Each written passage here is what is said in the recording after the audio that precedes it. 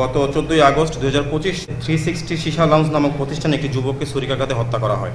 গত 14 আগস্ট 2025 তারিখ বনানী থানা এলাকার ইন্টারনেট ব্যবসায়ী রাহাত হোসেন রাব্বি তার বন্ধু নুরুল ইসলাম খোকন সহ বনানী থানাধীন 11 নং রোডস্থ হাউস নাম্বার 100 লিফটের 4 তলায় অবস্থিত 360 সীসা লাউঞ্জে প্রতিষ্ঠানে যায়।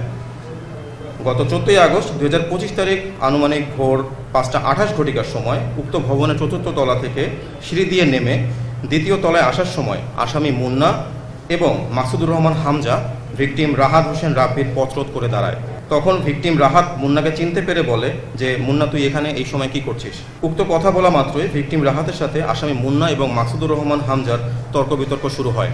তর্ক বিতর্কের এক পর্যায়ে আসামি মুন্না তার পাঞ্জাবির পকেটে থাকা ধারালো চাকু বের করে ভিকটিম রাহাতকে হত্যার উদ্দেশ্যে উপর্যুপরি আঘাত করে ঘটনাস্থল ত্যাগ করে। ভিকটিম রাহাত ডাক চিৎকার দিলে আশেপাশে থাকা লোকজনের সহায়তায় ভিকটিমকে রক্তাক্ত জখম অবস্থায় সিএনজি যোগে চিকিৎসার জন্য কুর্মিটোলা জেনারেল হাসপাতালে নিয়ে গেলে কর্তব্যরত চিকিৎসক পরীক্ষা নিরীক্ষা শেষে তাকে মৃত ঘোষণা করেন। উক্ত ঘটনা বিভিন্ন প্রিন্ট এবং ইলেকট্রনিক্স মিডিয়ার ব্যাপক প্রচারিত হয় এবং এলাকায় ব্যাপক চাঞ্চল্য তৈরি করে। পরবর্তীতে এই হত্যাকাণ্ডের ঘটনায় জড়িত আসামিদেরকে গ্রেপ্তারের জন্য র্যাব 1 CPC 1-এর আভিধানিক দল বিষয়টি আমলে নিয়ে ছায়া তদন্ত শুরু করে এবং আসামিদেরকে গ্রেপ্তারের জন্য গোয়েন্দা নজরদারি বৃদ্ধি করে। ঘটনাস্থল এবং আশেপাশের সিসিটিভি ফুটেজ দেখে যা সংগ্রহপূর্বক বিশ্লেষণ করে আসামি শনাক্ত করতে সক্ষম হয়। পরবর্তীতে উল্লেখিত ঘটনায় রাহাতের বাবা রবিউল আউয়াল বাদী হয়ে বনানী থানায় একটি হত্যা মামলা দায়ের করেন।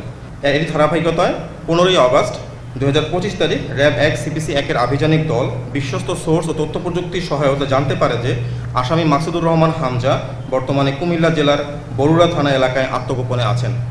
তৎক্ষণাৎ বিষয়টি র্যাব 11 কুমিল্লা ক্যাম্পকে অবহিত করা হয়।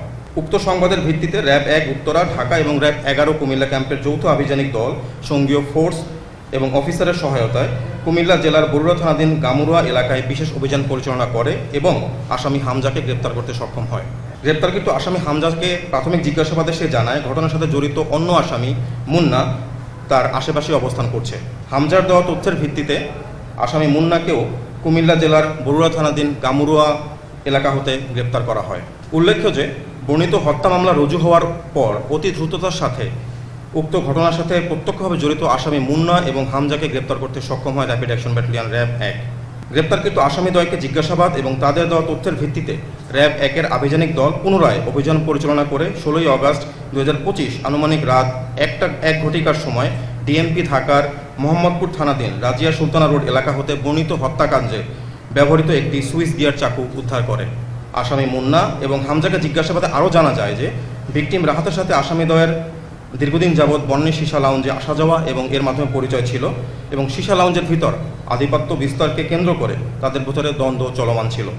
উল্লেখ্য যে ঘটনার দিন রাতে আনুমানিক 1 ঘটিকার সময় ভিকটিম রাব্বি আসামি মুন্নাকে উক্ত সীসা লাউঞ্জ হতে বের হয়ে যেতে বলে, যার ফলে পূর্ব শত্রুতার জের ধরে ভিকটিম রাহাতকে হত্যা করা হয়েছে বলে আসামিদ্বয় প্রাথমিক জিজ্ঞাসাবাদে স্বীকারোক্তি প্রদান করেন। গ্রেপ্তারকৃত আসামি মুন্না এবং হামজাকে সুস্থ অবস্থায় পরবর্তী আইনগত ব্যবস্থা গ্রহণের নিমিত্তে ডিএমপি ঢাকার বনানী থানার অফিসার ইনচার্জের নিকট হস্তান্তর করা হবে।